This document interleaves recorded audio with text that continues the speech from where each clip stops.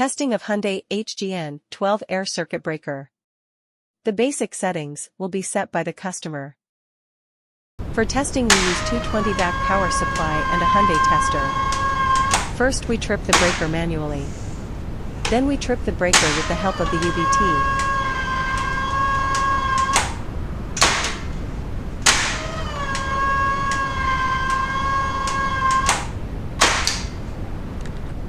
Next we perform a short time delay test with the help of the tester. And we observe that the ACB trips almost instantly.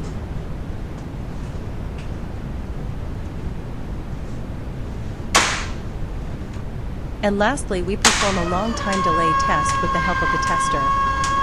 And the ACB trips after 15 seconds approximately.